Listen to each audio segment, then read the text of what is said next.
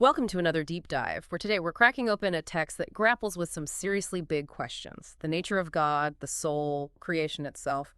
And we're peering through the lens of Freemasonry, specifically a book from 1878, Morals and Dogma of the Ancient and Accepted Scottish Rite by Albert Pike. Don't worry, we're not joining a secret society, though the way Pike weaves together Masonic thought with ancient Egyptian beliefs, Gnosticism, even early Christianity, you might feel like you've stumbled onto something hidden. It's true. Pike doesn't shy away from drawing some fascinating parallels. He uses this web of ancient beliefs almost like a backdrop to illuminate the core tenets of Freemasonry. Okay, so let's unpack Pike's view of God, which he lays out pretty clearly. He calls God the great first cause, basically, the source of everything. But he doesn't stop there. Pike dives into God's attributes, talking about infinite wisdom, strength, and harmony. This isn't just some vague deity. He's painting a picture of a powerful, intelligent force behind the universe. And that's where it gets interesting. You might think, okay, standard religious stuff, right? Okay. But Pike connects this back to something essential about how humans see the world. Throughout history, across cultures, there's this recurring need to find a single, ultimate source for everything. Think of the ancient Greeks searching for the prime mover, or the idea of Brahman in Hinduism. It's this deep human longing to understand where we come from. Right, and Pike then tackles the age-old question of the soul. Now, he doesn't just say, hey, souls exist, deal with it. He digs into the widespread belief in the soul's immortality, pointing out that it pops up again and again in different cultures. And he's not just talking about fluffy clouds and harps here. He ties this back to that great first cause, suggesting that our souls are somehow emanations of that divine source and just as eternal. What's fascinating here is that Pike uses this almost like a bridge to talk about morality. See, for Pike, morality isn't just some arbitrary set of rules. He argues that because our souls are connected to that eternal source, morality is woven into the fabric of existence itself.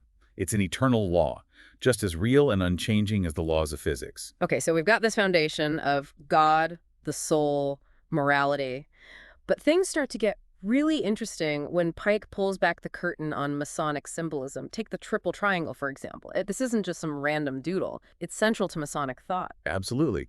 The triple triangle, for Masons, represents the trinity of God's attributes that we talked about earlier: wisdom, force, and harmony. But Pike takes it a step further and says this trinity isn't just about God, it's reflected in us too. We have our physical being, force, our intellect, Yeah. wisdom, and our eternal soul, harmony. It's almost like he's saying we're these microcosms reflecting the macrocosm of the divine. Right. Exactly. And this is where those comparisons to ancient philosophies really kick in. Remember Plato's forms, those eternal, perfect blueprints for everything that exists. Pike suggests there's a connection here. Just as those forms represent the ideal essence of things, the triple triangle represents the ideal essence of both God and humanity. So instead of Freemasonry being this totally separate, esoteric thing, it's actually drawing upon these ancient wells of wisdom, trying to understand those universal truths that humanity has been grappling with for millennia. Precisely. And this is just the beginning. Pike's exploration of ancient beliefs goes way deeper, and he uses them to shed light on some truly mind-bending concepts. And it's like stepping into a time machine. Pike doesn't just dip his toe into ancient beliefs, he does a deep dive, pulling examples from Egyptian mythology, Phoenician cosmology, the Chaldean tradition, you name it, it's probably in there. And this is where his real genius shines through.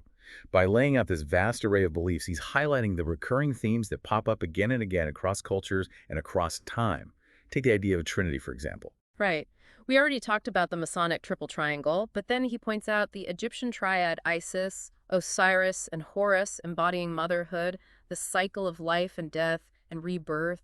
You see it in the Orphic Trinity from ancient Greece.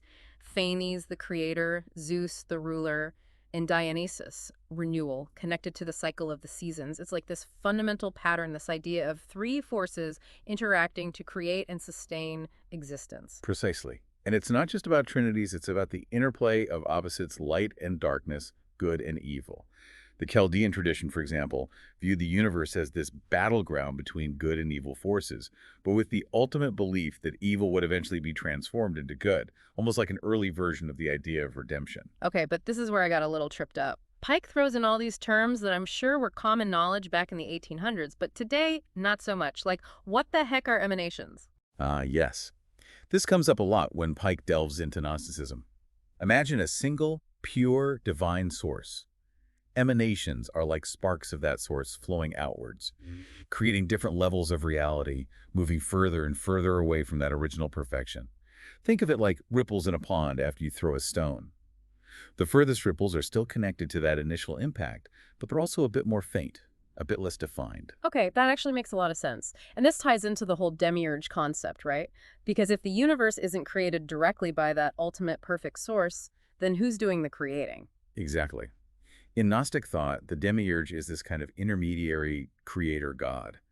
They're not evil, necessarily, but they're seen as slightly flawed, responsible for the imperfections and suffering we see in the material world. It's almost like the Gnostics were way ahead of their time, grappling with the problem of evil centuries before anyone was writing theological dissertations about it.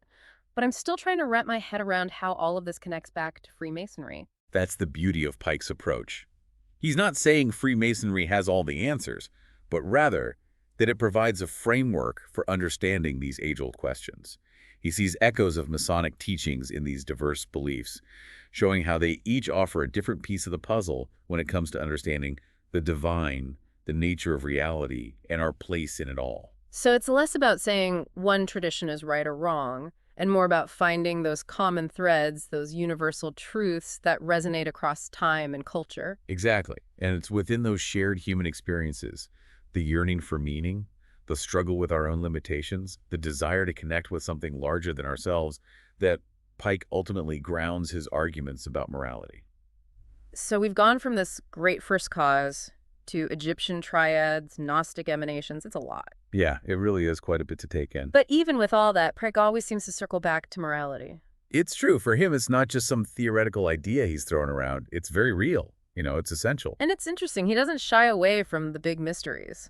Right. He's not afraid to say, we don't know everything. He talks about how limited human understanding really is. Like, how can anyone really grasp something infinite? Exactly. Things like consciousness, those forces of nature that are always there, gravity. Gravity, magnetism, those fundamental things. The nature of reality itself. I mean, come on. And this is what makes Pike's work so relevant even now.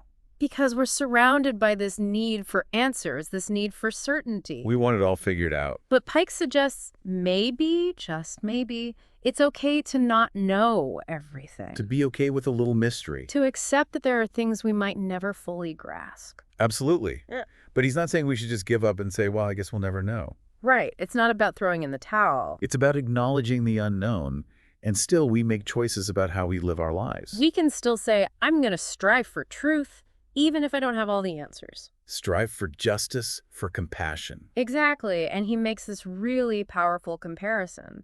Oh yeah, about thoughts being like seeds. Yes, each thought we have is like a seed that can grow into something good or something, well, not so good. It's like he could see how powerful ideas could be in shaping the future. Oh, absolutely. The way a thought, even a simple one, can take root, spread, and have real consequences in the world. And that leads us right back to why morality matters so much. Right. Because it's not about just being a good person in isolation. It's bigger than that. It's about realizing that everything's connected.